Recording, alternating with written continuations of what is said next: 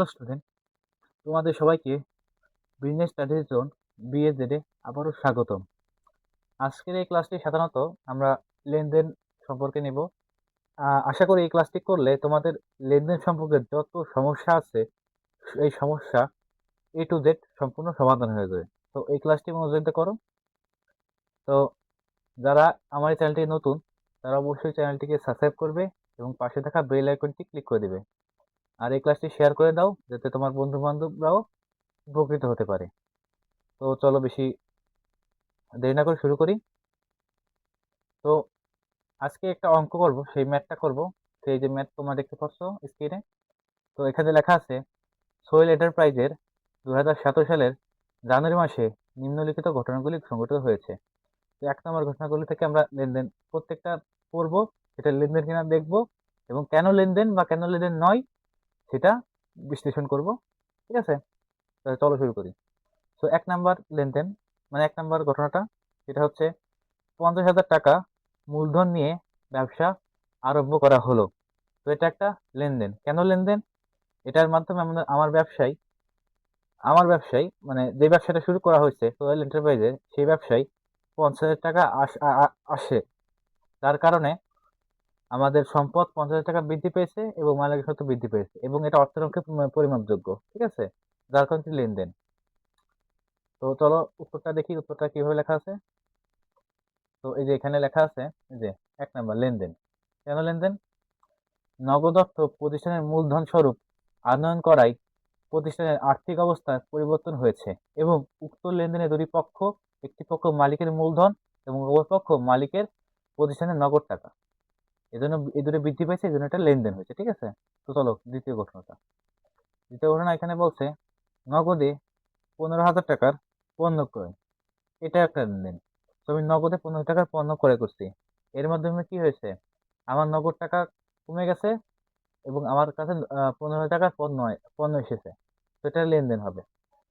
তো চলো কেন উত্তরটা দেখি। তো এখানে 2 নম্বর, এটাও লেনদেন। দেখছো, এটাও লেনদেন। তো এখানে কি লাগছে?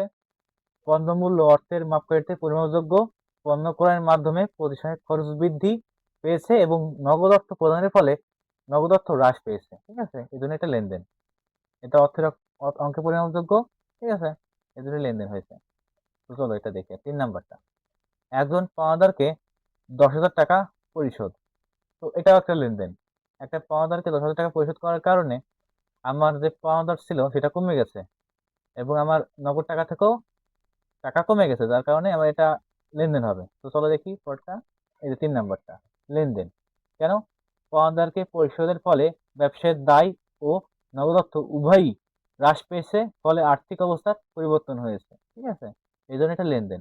মানে আমাদের আর্থিক অবস্থার পরিবর্তন হতে হবে এবং নগদ অর্থে পরিমাপযোগ্য হতে হবে, তাকে লেনদেন বলবো। ঠিক আছে, তো চলো দেখি 4 নম্বরটা।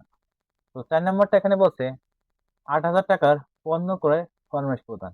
তো বিভিন্ন স্টুডেন্টের এইখানে ভুল হয়ে থাকে, যেখানে 8,000 টাকার পণ্য ক্রয়ের ফরমাশ প্রদান করা হয়েছে। তো এটাকে লেনদেন অনেকেই বলেন, তবে এটা লেনদেন নয়। পণ্য ক্রয়ের ফরমাশ প্রদান করা মানে মানে তুমি শুধু একটা পণ্যের অর্ডার দিছো, তুমি এখনো তাছাড়া কিছুই করা হয়নি। ঠিক আছে, যখন তুমি 8,000 টাকা, সাপোজ ধরো তুমি অনলাইনে একটা পণ্য কিনবা, ঠিক আছে, একটা টি শার্ট কিনলে, তুমি যখন অর্ডার প্লেস করলে ক্যাশ অন ডেলিভারিতে, তখন তুমি টাকা দিয়েছো? দাওনি, তো তখন সেটা লেনদেন হবে না।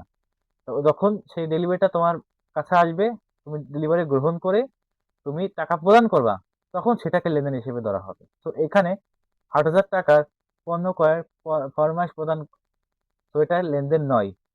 ঠিক আছে, তো চলো দেখি উত্তরপত্রে কি লেখা আছে। এই যে লেখা আছে 4 নম্বর লেনদেন নয়। এখানে কেন লেনদেন নয়? পণ্য ক্রয়ের ফরমাশ প্রদান পণ্য ক্রয় বোঝায় না। আমি বলেছি এটা পণ্য ক্রয় বোঝায় না। ঠিক আছে, পণ্যের কোনো আদান প্রদান এখনো ঘটেনি, ফলে আর্থিক অবস্থায় পরিবর্তন হয়নি। ঠিক আছে, যা আমি বললাম সেটাই। তো এই যে ফরমাইশ দেওয়া, এটা ক্রয় বা বিক্রয় বোঝায় না।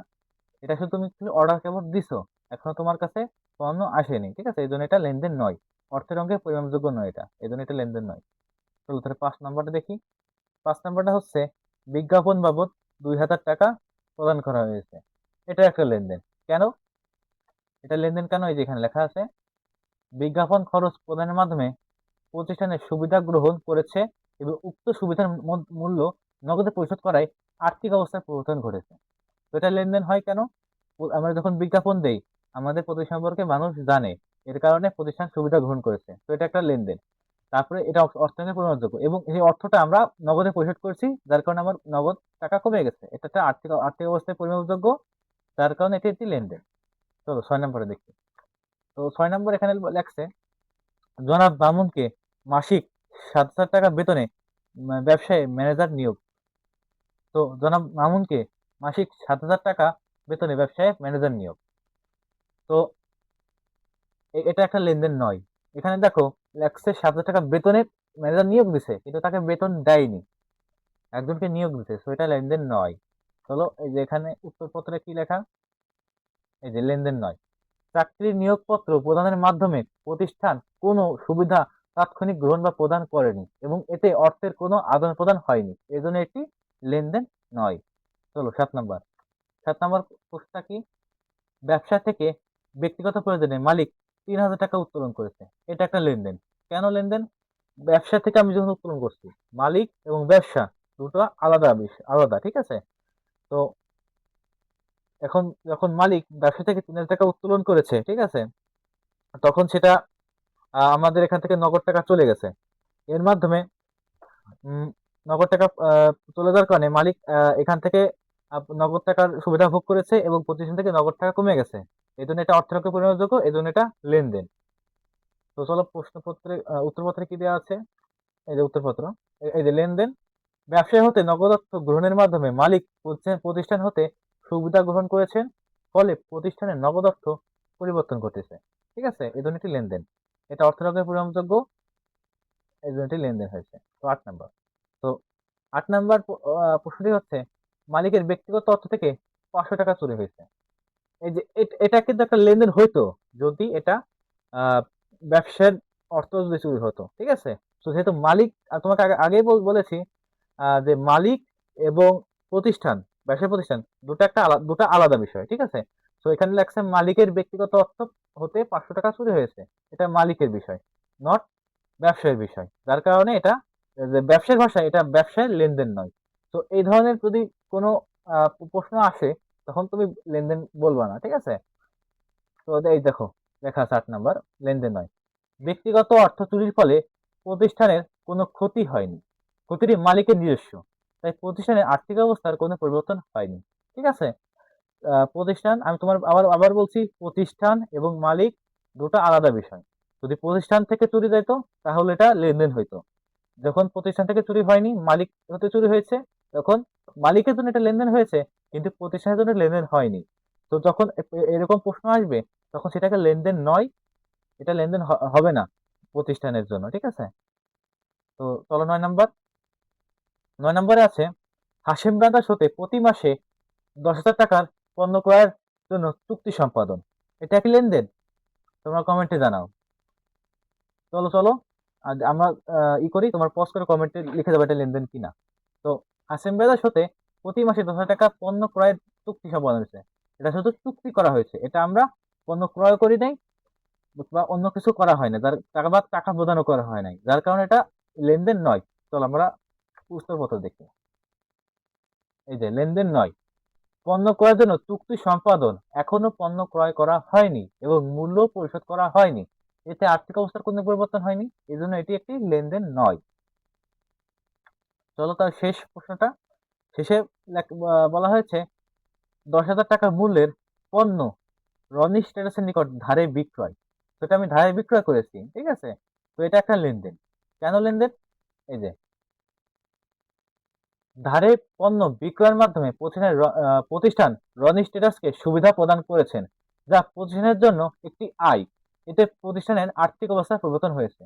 যখন আমি রনি স্ট্যাটাসকে টাকা মানে পণ্য দিয়েছি, তখন আমার পণ্য কমে গেল এবং প্রতিষ্ঠান থেকে আমার পণ্য চলে যাওয়ার কারণে প্রতিষ্ঠানের আর্থিক অবস্থার পরিবর্তন ঘটলো এবং আমার দেনাদার বৃদ্ধি পেল, এজন্য এটি লেনদেন, এটা অর্থের অঙ্কে পরিমাপযোগ্য। তো আশা করি এই ক্লাসটি থেকে এই ক্লাসটি ভালোভাবে করে থাকলে লেনদেন সম্পর্কে যত প্রশ্ন ছিল সমস্ত প্রশ্নের উত্তর তোমরা পেয়ে গেছো। এছাড়াও যদি কোনো প্রশ্ন থাকে অবশ্যই আমাকে কমেন্ট করে জানাবে। এই ক্লাসটি তোমাদের বন্ধু বান্ধবের সাথে শেয়ার করে দেবে, এবং যাতে সবাই ক্লাসটি করে উপকৃত হতে পারে। তো এই ক্লাসটি এই পর্যন্ত করার জন্য ধন্যবাদ। আর সবাই ভালো থাকবে। খোদা হাফেজ।